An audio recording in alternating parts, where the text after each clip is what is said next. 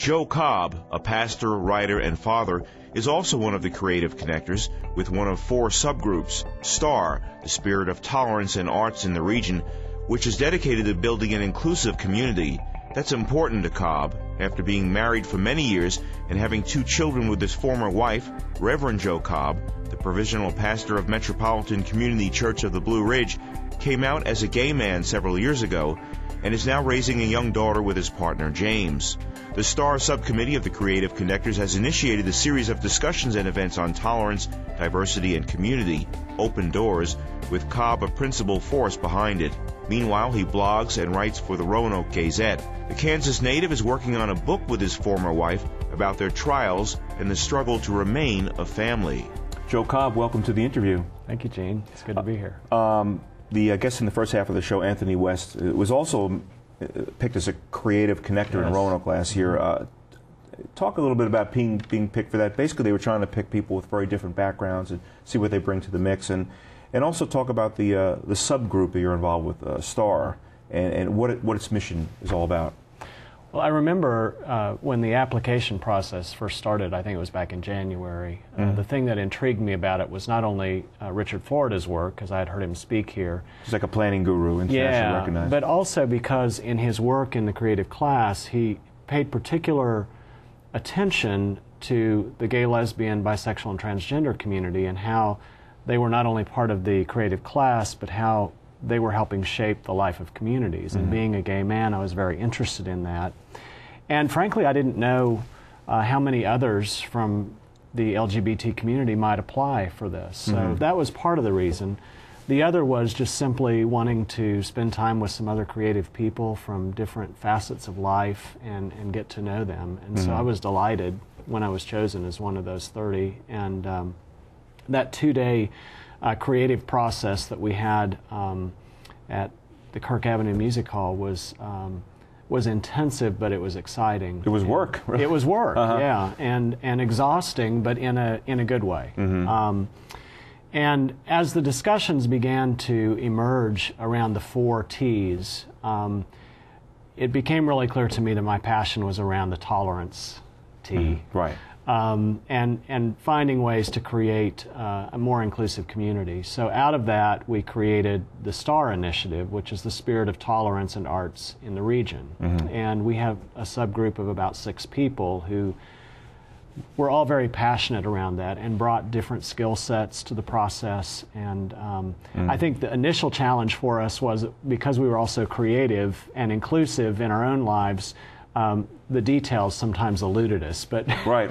But we held each other to the task, and it's been a really exciting process. Yeah, the whole thing with Creative Connectors, and it's sort of a squishy final goal, is what makes a community a place that people either want to stay or come to, and it's hard sometimes to kind of wrap your hand around it or your arms around it. But I guess what does it if you're from the outside or even if you're here, what does being an inclusive community, a tolerant community, a diverse community, what do you think that tells people, Joe, about a place?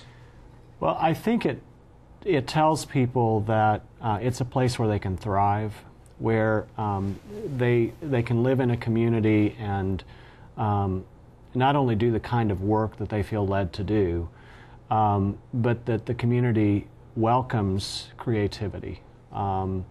In whatever dimension that is, and supports that through the larger community. And I think the other thing that's critical is that people can have conversations about what engages them creatively, from who they are as an individual to their family, if they have a family, to their friendships, all those kinds of things that keep people connected to a community. I know when I first moved to Roanoke, I was a little bit nervous because I had just left the Midwest, and part of the reason I was moving here was to be closer to my children, but I was also coming here to find a place where I could be out as a gay man, and I wasn't sure that Roanoke fit that bill. Right. What have you found? Well, what I found was that one of the first people I talked to said, just try it on, see what it's like. And what I found was that a lot of incredible people who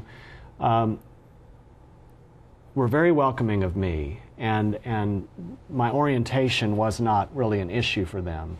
But I found a community of people willing to at least talk about the issue, even with the challenges and fears around that. And the city's still talking about it in different forms. But I think there's at least a greater openness to discussing it, and among a lot more diverse crowd of people. Talk about the Open Doors series, which is a series of dialogues and other events, some arts related, that kicked off with a program at the Shenandoah Club. Susanna Reinhardt from Virginia Tech kind of moderated the session.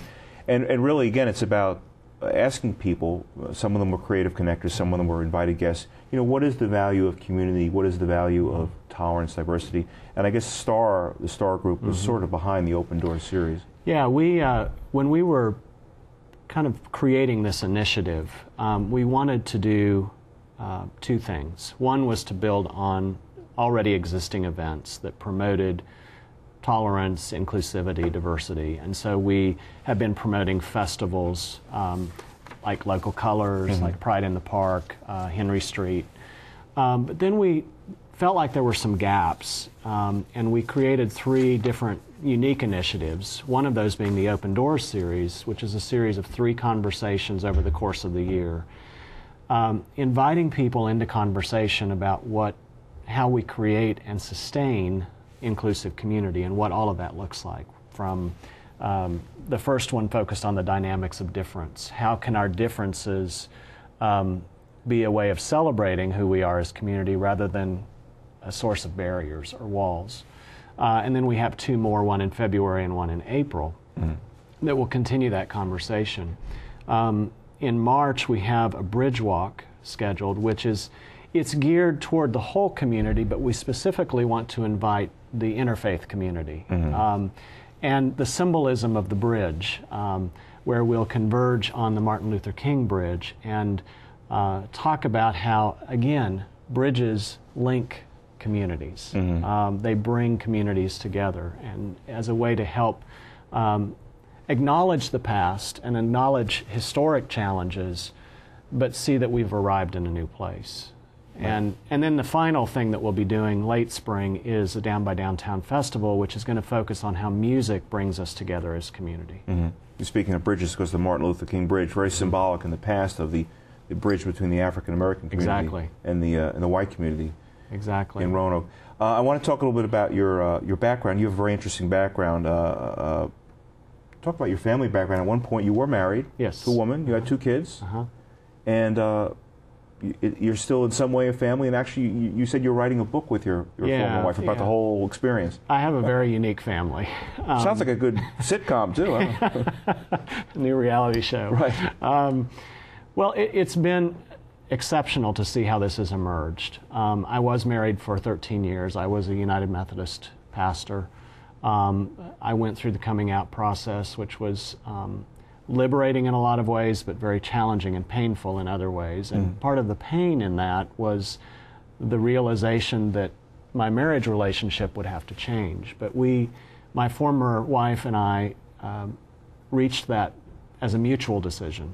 And we actually, on the day that we signed our divorce papers, made a new vow that we would speak and act in loving ways toward each other and toward our children for our own health and wholeness. So out of that, we have been talking over the years, and finally, about a year ago, both arrived at the point where we wanted to write our story. And so we're working on a book that has each of our unique voices through this journey of my coming out, but her own coming out to a new awareness of who she is.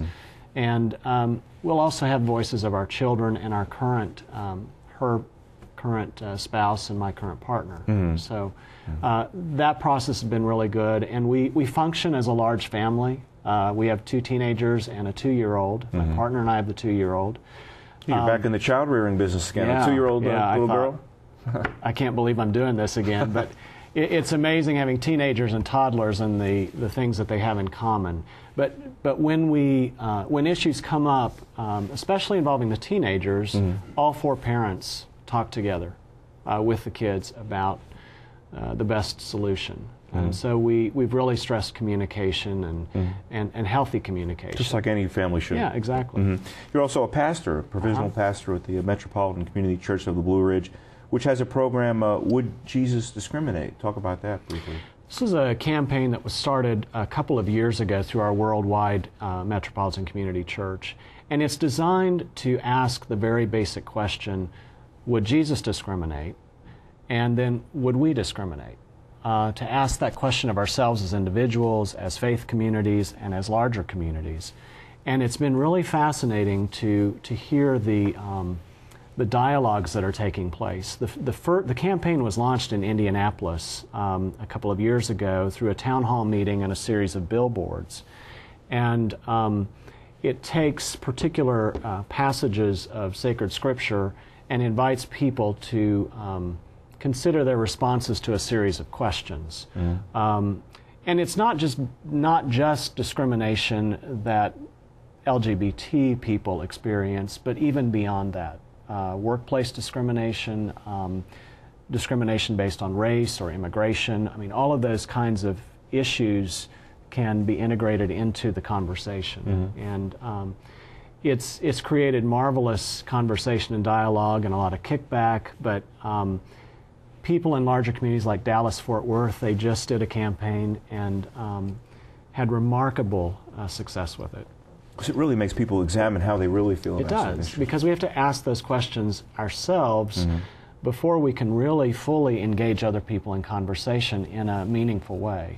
And I think that kind of idea is also tied in with the Open Doors series that we're trying to do here in Roanoke. Just have a minute or two left. I wanted to ask you, what's your impression of Roanoke at this point? How long have you been in Roanoke, by the way? I've been here 8 years. What's your impression of Roanoke as a diverse, tolerant community? Is it growing? Is it good? What was your impression? It is. I feel good about it. I actually lived part-time between Winston-Salem when I was pastor of a church there and Roanoke, and I had this strong desire to be back in Roanoke. So I think that says a lot. I don't have an urge to run screaming because I have a lot of great friends here, and I think there is a liveliness and a spirit of welcome and inclusion that I think is going to continue to grow. Okay. Well, Joe Cobb, thank you very much for coming on today. Thank you, Gene. Appreciate your time. Before we go, I do want to say so long to someone else who's been very important to me the last couple of years, Travis Wine, my producer and director for almost 3 years. He shot most of the still pictures we use in the show also. Travis is off to a new adventure in Houston with the love of his life. We'll miss him. He helped establish the look and feel of the show. And Travis, good luck to you out there. We all wish you a lot of